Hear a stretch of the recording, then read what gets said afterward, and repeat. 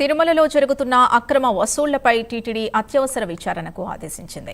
Tirumala Karnataka guest house లో అక్రమ వసూలు చేస్తున్నారని ఆరోపణలు రావడంతో అప్రమత్తమైంది. ఫంక్షన్ నిర్వహణకు 50 లక్షలకు పైగా వసూలు చేస్తున్నారని టీటీడీకి ఫిర్యాదులందాయి. తిరుమలలో ఇప్పటికే పెళ్లిళ్ల కోసం పలు ముఠాలు అత్యధికంగా వసూలు చేస్తున్నాయని ఆరోపణలున్నాయి. ఇదే అంశానికి సంబంధించి పూర్తి డీటెయిల్స్ మా కరెస్పాండెంట్ సునీల్ అందిస్తారు. సునీల్, చెప్పండి. రైట్ సింధు, మొత్తం మీద ఏదైతే తిరుమలలో మఠాలపై ఇప్పటికే ఫిర్యాదులు అందుతున్న పరిస్థితి అయితే ఉందని చెప్పొచ్చు. ముఖ్యంగా కర్ణాటక గెస్ట్ హౌస్కి సంబంధించి చూసుకున్నట్లయితే అందులో జరిగేటువంటి కళ్యాణాలకు సంబంధించి అత్యధికంగా వసూలు చేస్తున్నారని చెప్పేసి ఇప్పటికే భక్తుల నుంచి ఫిర్యాదులు అందుతున్నాయి. అంటే మొన్నటికి అంటే కేవలం ఒక 4 రోజుల వ్యవధిలోనే ఏదైతే హీరో బెల్లంకొండ శ్రీనివాస్ కూడా అదే కర్ణాటక గెస్ట్ హౌస్లోనే పెళ్లి చేసుకున్నట్టయితే తెలుస్తుంది.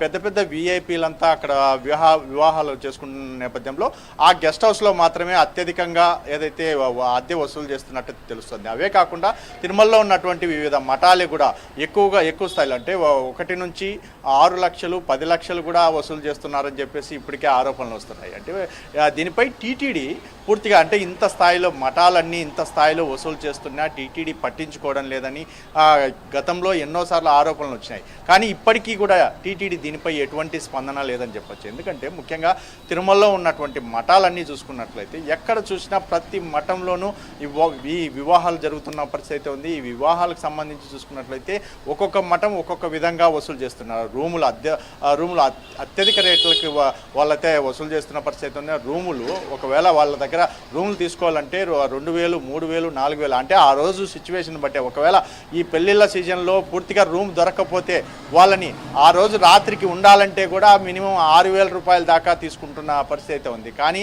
ఈ మఠాలకు సంబంధించి చూసుకున్నట్లయితే కళ్యాణ మండపాలకు మాత్రం భారీగా బుక్ అవుతున్న పరిస్థితి ఉంది. ఎందుకంటే తిరుమలలో పురోహిత సంఘాలు పెళ్లి చేసుకోవాలంటే కేవలం 1-2 గంటలు మాత్రమే సమయం ఉంటుంది. కానీ మిగతా ప్రాంతాల్లో ఏదైతే ఏటీసీ కావచ్చు, మరోవైపు ఎస్ఎంసీ ఆ ప్రాంతాల్లో కొన్ని చోట్ల మాత్రమే సిట్టింగ్ వేసి పెళ్లి చేసుకునే ప్రాంతాలు కొన్ని ఉన్నాయి. అవి కానీ కొంతమందికి అవకాశం ఉంటుంది.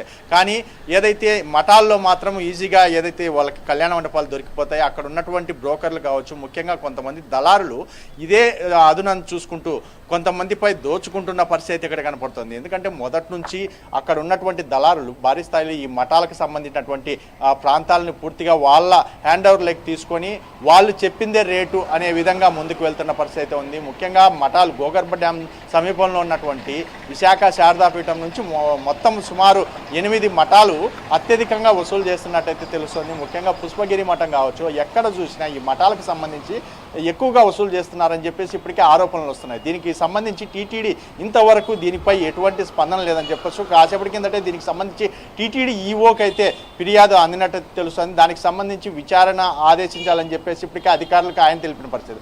ముఖ్యంగా చూసుకున్నట్టయితే తిరుమలలో ఏదైనా జరిగితే భక్తులు ఏదైనా ఫిర్యాదు చేయాలంటే మామూలుగా నెల మొదటి శుక్రవారం డైలీ ఈవో కార్యక్రమం నిర్వహిస్తుంటుంది టీటీడీ. కానీ ఈవోగా వచ్చినటువంటి ముద్దాడ రవిచంద్ర ఇప్పటికీ 2 నెలలు అవుతున్నా ఒక్క నెలలో కూడా పూర్తిగా శుక్రవారం రోజు డైలీ ఈవో కార్యక్రమం నిర్వహించడం లేదంటే ఎంత ప్రయోజనం భక్తులకి ఉండబోతుంది. అంటే భక్తులకి పూర్తి స్థాయిలో అందుబాటులో ఈవో లేకుండా పోయినాడు అన్నదానికి ఇదే నిర్వచనం అని చెప్పొచ్చు. ఎందుకంటే ఏదైనా భక్తులు అంటే భక్తులకు సంబంధించి సామాన్య భక్తులకు సంబంధించి దర్శనాలకు సంబంధించి కావచ్చు, రూములకు సంబంధించి కావచ్చు, టీటీడీకి సంబంధించి ఏదైనా సలహాలు ఇవ్వాలంటే పూర్తిగా డెలివరీ కార్యక్రమంలోనే ప్రతి భక్తుడు ఫోన్ చేసి చెప్పే అవకాశం ఉంటుంది. కానీ టీటీడీ డెలివరీ కార్యక్రమాన్ని కూడా నిర్వహించకపోవడంపై దీనిపై సర్వత్రా అనుమానాలు వ్యక్తమవుతున్న పరిస్థితి ఉంది. ఒకవేళ టీటీడీ ఈవో ఏం చేస్తున్నారు అనే దాని మీద కూడా వీళ్ళు ప్రశ్నిస్తున్న పరిస్థితి ఉంది. ప్రధానంగా చూసుకున్నట్లయితే మఠాలకు సంబంధించి టీటీడీ ఏ విధంగా ముందుకెళ్తుంది అంటే ఇంత స్థాయిలో మఠాలు దోచుకుంటుంటే ఎందుకు టీటీడీ మౌనం వహిస్తుంది అని చెప్పేసి ఇక్కడ భక్తులైతే ఆరోపణలు చేస్తున్న పరిస్థితి ఉంది. ఏదేమైనప్పటికీ తిరుమలలో ఇంత స్థాయిలో మఠాలు ఇంత స్థాయిగా అంటే పెళ్లిళ్ళకు సంబంధించి ఇంత డబ్బులు వసూలు చేస్తున్నారో దీనిపై పూర్తి స్థాయిలో సమగ్ర విచారణ టీటీడీ చేసి ఖచ్చితంగా చర్యలు తీసుకోవాలని చెప్పేసి భక్తులు కోరుతున్న పరిస్థితి ఇక్కడ కనపడుతుంది. Sindhu. Right, thank you Sunil.